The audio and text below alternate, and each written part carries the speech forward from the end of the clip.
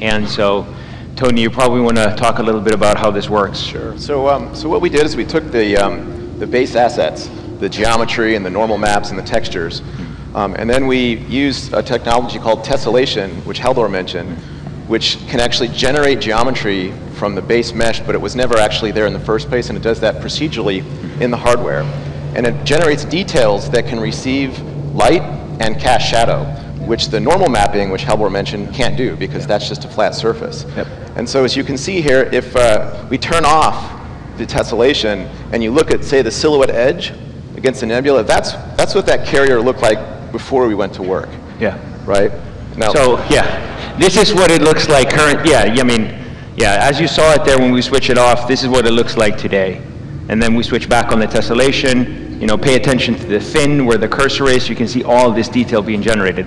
So this detail was already there in the normal map, but there was no way for us to generate the actual real geometrical detail, but now we can. Right, and give you maybe a little sense of scale for what's going on here. Yeah. Let's go ahead and turn the wireframe on. Yeah.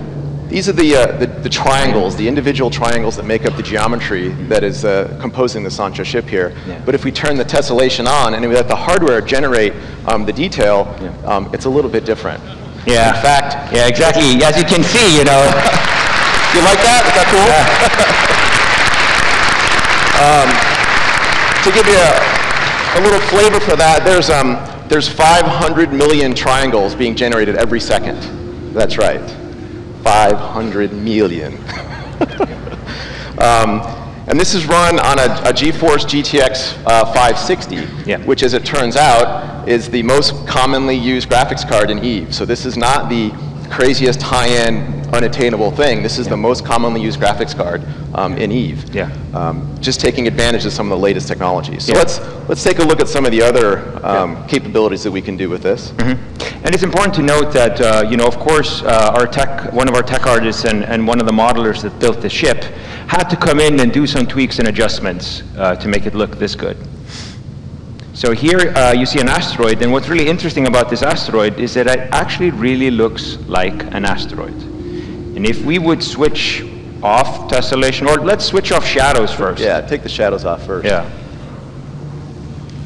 And you can see the huge difference that it makes to have those shadows and how the contrasty shadows give it a look of an asteroid in space, right? One of the cool things about having the tessellation, so let's turn off tessellation. Yeah.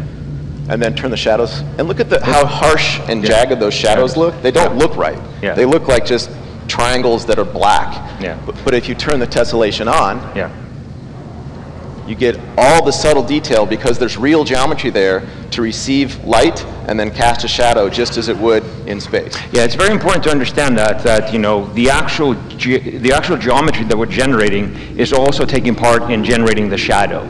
So the shadows perfectly match.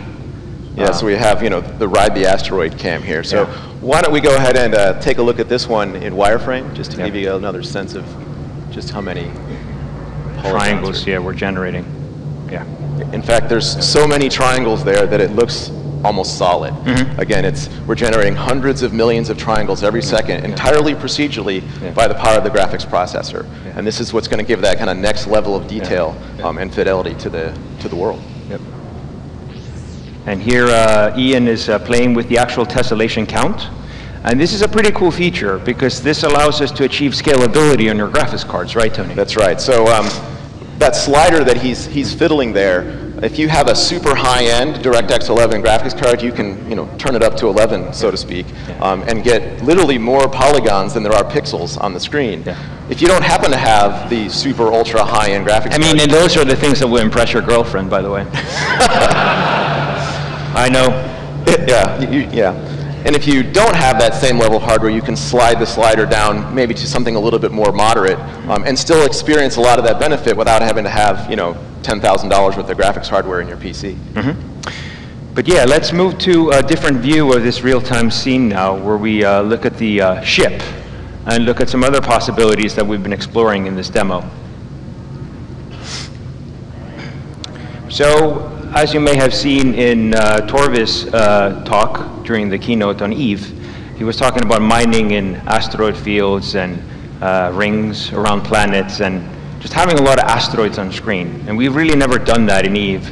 So we decided to put together a demonstration of what we could do. And so you're seeing here, you should talk about this, Tony, and explain a little bit the detail that's going on here. Right, so what we have here is an asteroid field with asteroids that are real geometry. Yeah. They actually really will collide to the ship itself using the actual surface of the ship as opposed to some bounding sphere, which you're probably familiar with, you know, bumping people off of station and whatnot. In this case, these asteroids not only can collide using a technology at NVIDIA called PhysX with the ship, they actually can shatter. It's called destruction or fracture. So as the asteroids hit and they impact, you'll notice some of them will break, they'll split, they can be affected by light, the resulting impact, and then send another piece of debris flying off, hitting another asteroid. So you know, mining belts is going to be pretty interesting, I think, with the level of detail and fidelity we're going to get out of PhysX. And there's one thing here that we can't show you, which is that if you actually have active 3D glasses, this is amazingly cool. Because the interesting piece is that when we start doing tessellation, you actually get even more depth in your 3D experience. Yeah, and of course it's always fun to have asteroids flying at your face. So pretty cool stuff. Yeah. So, yeah, I mean, so we think this looks pretty promising, and that's why we brought it here. I want to take this opportunity for you to give a round of applause to the people at NVIDIA that worked on this with us, specifically Ian Cantley.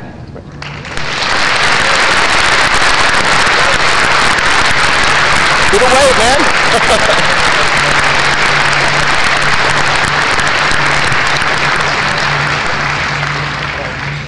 So the last piece on this, of course, is, you know, should we do it, right?